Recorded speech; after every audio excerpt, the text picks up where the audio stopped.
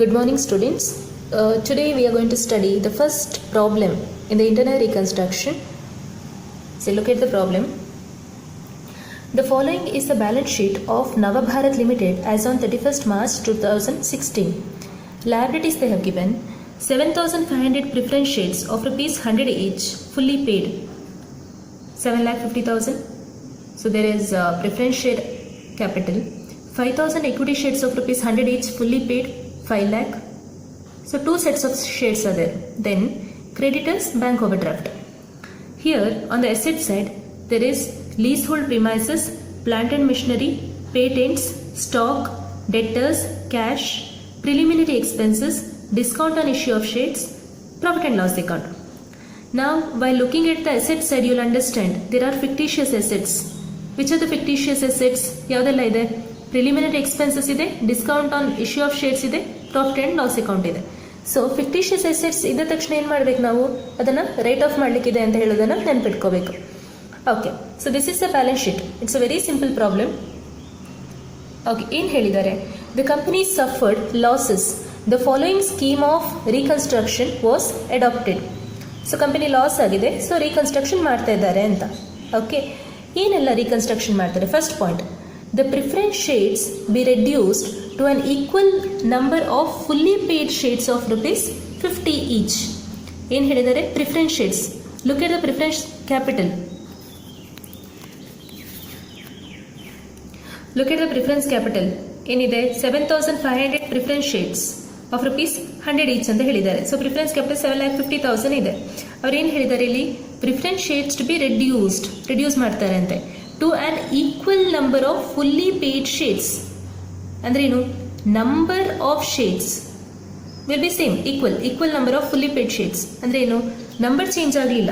7,000 preference shares ಇದ್ರೆ 7,500 preference shares ಅಂತ ಕೊಟ್ಟಿದ್ದಾರಲ್ಲ, ಅದೇ ಉಳ್ಕೊಳ್ತದೆ 7,500. ಇದನ್ನೇನು ಚೇಂಜ್ ಮಾಡಲ್ಲ ಅವರು.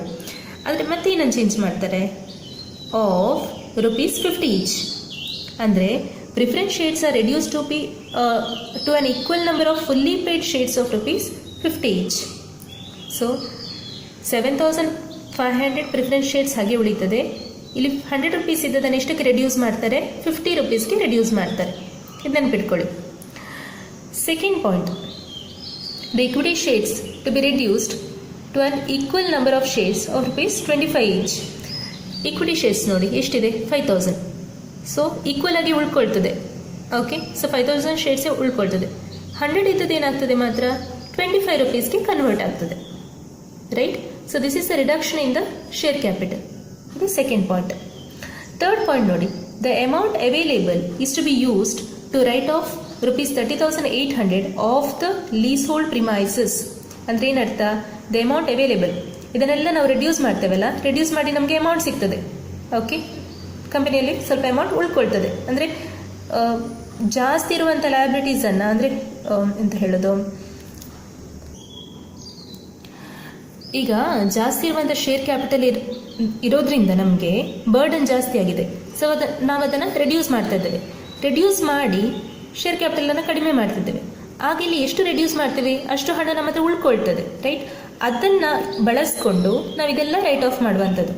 ಏನೆಲ್ಲ ಮಾಡಬೇಕು ಅಂತ ಹೇಳಿದ್ದಾರೆ? ದ ಅಮೌಂಟ್ ಅವೈಲೇಬಲ್, ಅಂದರೆ ಇದನ್ನೆಲ್ಲ ರಿಡ್ಯೂಸ್ ಮಾಡಿ ಎಷ್ಟು ಹಣ ಉಳಿಯಿತು ಆ ಅಮೌಂಟಿಂದ ರೈಟ್ ಆಫ್ ಮಾಡಬೇಕಂತೆ. ಯಾವುದನ್ನು?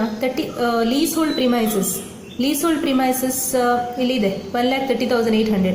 ಅದರಲ್ಲಿ 30,800 ರೈಟ್ ಆಫ್ ಮಾಡಬೇಕು. Then 15,000 of stock, 20% of plant and machinery and debtors. So plant and machinery ಮತ್ತು ಡೆಟರ್ಸ್ ಇದು 20% ರೈಟ್ ಆಫ್ ಮಾಡಬೇಕು. And the balance available of patents. ಮತ್ತೆ ಏನಾದರೂ ಉಳಿದರೆ ಎಷ್ಟು ಉಳಿತದೆ ಆ ಅಮೌಂಟಲ್ಲಿ ಪೇಟೆಂಟ್ಸ್ ಇದು ಅಷ್ಟನ್ನು ರೈಟ್ ಆಫ್ ಮಾಡಬೇಕು. Okay, so this is the problem. Pass the journal entries and prepare balance sheet after the reconstruction. Okay, let us pass the journal entries. First journal entry, the preference shares to be reduced to an equal number of fully paid shares of rupees 50 each. So there is reduction in the preference capital. What is the journal entry when there is reduction in the preference share capital? You know, preference share capital account debtor to capital reduction account. ನೋಡಿ, shares ಇದು preference shares capital ಅನ್ನೇ ಕಡಿಮೆ ಮಾಡಿದ್ದೇವೆ. So ಅದರಿಂದ ಏನಾಗ್ತದೆ, ನಮಗೆ amount ಉಳಿತದೆ. So that is a gain ಇರುವಾಗ ಯಾವಾಗಲೂ ಕ್ಯಾಪಿಟಲ್ ರಿಡಕ್ಷನ್ ಅಕೌಂಟ್ ಕ್ರೆಡಿಟ್ ಆಗಿರ್ತದೆ ನಾಮಿನಲ್ ಅಕೌಂಟ್ ರೂಲ್ ಪ್ರಕಾರ, ಹೇಳಿದೆ ನಾನು ನಿನ್ನೆ ಕ್ಲಾಸಲ್ಲಿ. So preference share capital account debtor to capital reduction account. ಎಷ್ಟು ಅಮೌಂಟ್ ನಮಗೆ ಉಳಿತಾಯ ಆಯಿತು ನೋಡಿ. ಫಸ್ಟಿಗೆ ಎಷ್ಟು ಇತ್ತು, 7,500 ಶೇರ್ಸ್ ಇಂಟು 100 ಈಚ್, 7,50,000. ಓಕೆ, ಈಗ ರೆಡ್ಯೂಸ್ ಎಷ್ಟಕ್ಕಾಯಿತು, 50 rupeesಗೆ ರೆಡ್ಯೂಸ್ ಆಯಿತು, right. Same thing 7,500 into 100, okay, 7,50,000 ಇದು ಮುಂಚೆ ಇದ್ದದ್ದು. ನಾವೀಗ ರೆಡ್ಯೂಸ್ ಮಾಡಿರೋದು 50 rupeesಗೆ, ಸೊ 3,75,000. ಇದರ ಡಿಫ್ರೆನ್ಸ್ ಅಂದರೆ ಎಷ್ಟು ನಮಗೆ ಉಳಿಯಿತು, 7,50,000 ಶೇರ್ ಕ್ಯಾಪಿಟಲ್ ಅನ್ನು 3,75,000 ಅಂತ ಉಳಿಸ್ಕೊಂಡಿದ್ದೇವೆ, ರೈಟ್. ಹಾಗಾದ್ರೆ ಉಳಿದದ್ದು ಎಷ್ಟು ನಮಗೆ, 3,75,000. ಇದೇ ನಮ್ಮದು ಉಳಿತಾಯ, correct. So preference share capital account debtor to capital reduction account. Second entry same thing, equity shares capital ಅನ್ನು ಕಡಿಮೆ ಮಾಡಿದ್ದೇವೆ, ಎಷ್ಟಕ್ಕೆ, 25ಗೆ. ಈಕ್ವಿಟಿ ಕ್ಯಾಪಿಟಲ್ ಮುಂಚೆ ಎಷ್ಟಿತ್ತು, 100 rupees ಇತ್ತು, 5 lakh, ರೈಟ್. ಸೊ ಇಲ್ಲಿ ನೋಡಿ, equity share capital account again ಇದು ನಮಗೆ ಗೇನ್ ಆಗಿದೆ. ಶೇರ್ ಕ್ಯಾಪಿಟಲ್ ಅನ್ನು ರೆಡ್ಯೂಸ್ ಮಾಡಿದರೆ ನಮಗೆ ಗೇನ್ ಆಗಿದೆ. ಸೊ ಕ್ಯಾಪಿಟಲ್ ರಿಡಕ್ಷನ್ ಅಕೌಂಟಿಗೆ ಹಾಕಬೇಕು ಅದನ್ನು. Equity share capital account debtor to capital reduction account. ಎಷ್ಟು amount, 5,000 equity shares of rupees 100 each, 5 lakh ಆಯಿತು. ರೆಡ್ಯೂಸ್ ಎಷ್ಟಕ್ಕೆ ಮಾಡಿದ್ದೇವೆ, ಎಷ್ಟಕ್ಕೆ ಉಳಿಸ್ಕೊಂಡಿದ್ದೇವೆ, ಅದನ್ನು 25ಗೆ ಉಳಿಸ್ಕೊಂಡಿದ್ದೇವೆ, ರೈಟ್. 5,000 ಇಂಟು 25, 1,25,000. ಅಂದರೆ 5 lakh ಇದ್ದು ಶೇರ್ ಕ್ಯಾಪಿಟಲ್ ಅನ್ನು 1,25,000 ಅಂತ ಬರೆದಿದ್ದೇವೆ. ಹಾಗಿರುವಾಗ ಇದನ್ನು ವ್ಯತ್ಯಾಸ ನೋಡಿ ಇದರದ್ದು. ಸೊ ಎಷ್ಟು ನಮ್ಗೆ ಉಳಿತಾಯ ಆಯಿತು, 5 lakh ಮೈನಸ್ 1,25,000, 3,75,000. ಸೊ ಇದನ್ನು ಕೂಡ ನಾವು ನಮ್ಮದು ಎಂತ ಉಳಿತಾಯಕ್ಕೆ ಅಂದರೆ ಕ್ಯಾಪಿಟಲ್ ರಿಡಕ್ಷನ್ ಅಕೌಂಟಿಗೆ ಹಾಕ್ತೇವೆ, ಟ್ರಾನ್ಸ್ಫರ್ ಮಾಡ್ತೇವೆ. ಬೇರೆ ಯಾವುದು ಕೂಡ ರೆಡ್ಯೂಸ್ ಆಗಲಿಲ್ಲ. ನೆಕ್ಸ್ಟ್ ಅವ್ರು ಹೇಳಿದ್ದು ರೈಟ್ ಆಫ್ ಮಾಡಲಿಕ್ಕೆ. ಸೊ ರೈಟ್ ಆಫ್ ಮಾಡೋ ಮುಂಚೆ ನಮ್ಮದು ಎಷ್ಟು ಅಮೌಂಟ್ ಇದೆ ಅಂತ ಹೇಳೋದನ್ನು ತಿಳ್ಕೋಬೇಕು. So how to know this, so total amount available to write off ಎಷ್ಟು ನಮ್ಮ ಹತ್ರ ಉಳಿದಿದೆ ಅಂತ ನೋಡಲಿಕ್ಕೆ ಕ್ಯಾಪಿಟಲ್ ರಿಡಕ್ಷನ್ ಅಕೌಂಟಲ್ಲಿ ಎಷ್ಟು ಉಳಿದಿದೆ ಅಂತ ನೋಡಬೇಕು. ಸೊ ಫಸ್ಟ್ ಎಂಟ್ರಿಯಲ್ಲಿ 3,75,000 ಅಷ್ಟು ಉಳಿತಾಯ ಆಯಿತು. ಸೆಕೆಂಡ್ ಎಂಟ್ರಿಯಲ್ಲಿ ಅಗೇನ್ 3,75,000 ಅಷ್ಟು ಉಳಿತಾಯ ಆಯಿತು. So 7,50,000 we have now, correct. So we are writing like this, 7,50,000 ನಮ್ಮ ಹತ್ರ ಇದೆ ಅಂತ. ಥರ್ಡ್ ಎಂಟ್ರಿ ನೋಡಿ, ಇಲ್ಲಿ ಏನು ಹೇಳಿದ್ದಾರೆ, the amount available to be use to write off 30,800 of the leasehold premises. ಇದೆಲ್ಲ ಕಂಡೀಷನ್ಸ್ ಕೊಟ್ಟಿದ್ದಾರೆ. ಸೊ ನಿಮ್ಮ ಹತ್ರ ಹಣ ಉಳಿದದ್ರಲ್ಲಿ ಇದನ್ನೆಲ್ಲ ಸೆಟ್ ಆಫ್ ಮಾಡಿ ಅಂತ. So what is the journal entry, ನಮ್ಗೆ ಎಷ್ಟು ಉಳಿದಿದೆ ನಿಮ್ಗೆ ಗೊತ್ತಿದೆ, 7,50,000, ಕರೆಕ್ಟ್. ದ ಜರ್ನಲ್ ಎಂಟ್ರಿ ನೋಡಿ, ಕ್ಯಾಪಿಟಲ್ ರಿಡಕ್ಷನ್ ಅಕೌಂಟ್ ಡೆಟ್ 7,50,000 ಟು, ಇಲ್ಲಿ ಒಂದು ಗಮನಿಸಬೇಕಾದದ್ದು ಫಿಕ್ಟಿಷಿಯಸ್ ಎಸೆಟ್ಸ್ ಏನಿದೆ ಅದನ್ನೆಲ್ಲ ಫಸ್ಟ್ ಕೊಟ್ಟು ಬಿಡುವ. ಇದರಲ್ಲಿ ಫಿಕ್ಟಿಷಿಯಸ್ ಎಸೆಟ್ಸ್ ಯಾವುದಿದೆ, ಪ್ರಿಲಿಮಿನರಿ ಎಕ್ಸ್ಪೆನ್ಸಸ್ ಇದೆ, discount on issue of shares ಇದೆ, ಪ್ರಾಫಿಟ್ ಆ್ಯಂಡ್ ಲಾಸ್ ಅಕೌಂಟ್ ಇದೆ, right. So profit and loss account, discount on issue of shares, preliminary expenses ಕೊಟ್ಟಾಯಿತು.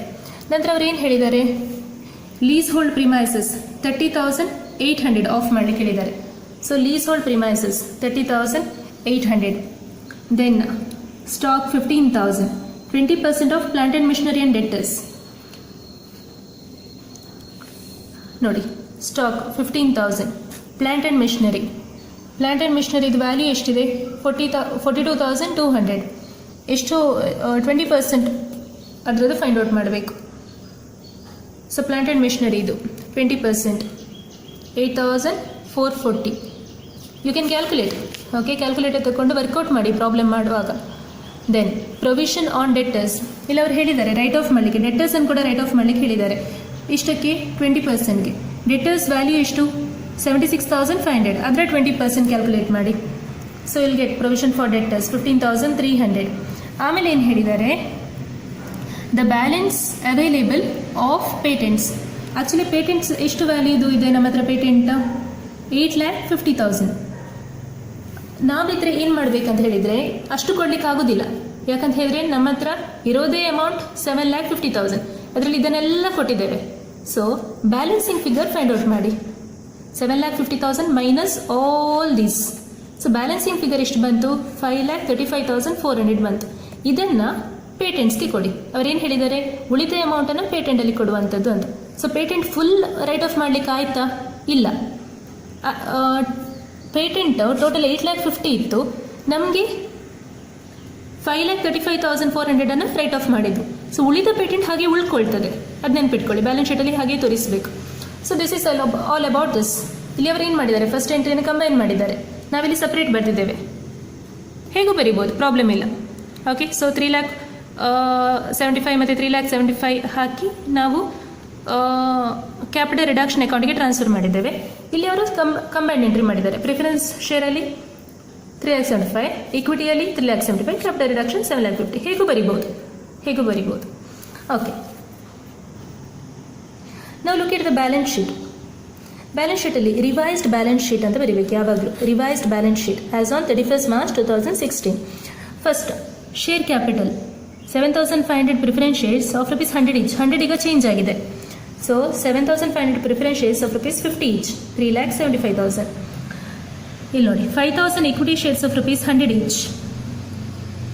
5,000 equity shares of rupees ಈಗ 25ಗೆ change ಆಗಿದೆ, 25. ಇದು ಹಾಗೆ ಉಳ್ಕೊಳ್ತದೆ ನೋಡಿ. Share capital ಉಳ್ಕೊಳ್ಳೋದು ಇಲ್ಲಿ ಬರೀಬೇಕು, ರೆಡ್ಯೂಸ್ ಆದದ್ದು ನಾವಿಲ್ಲಿ ಬರೀತೇವೆ, ರಿಡಕ್ಷನ್ಗೆ ಆಗ್ತವೆ, ರೈಟ್. ಆಮೇಲೆ ಇರುವಂಥದ್ದು ಕ್ರೆಡಿಟರ್ಸ್ ಮತ್ತು ಬ್ಯಾಂಕ್ ಓವರ್ ಡ್ರಾಫ್ಟ್ 30/20, ಅದು ಏನು ಚೇಂಜ್ ಆಗಲಿಲ್ಲ, ಸೊ ಹಾಗೇನೆ ಬರೀತೇವೆ. Next leasehold premises 1,30,800.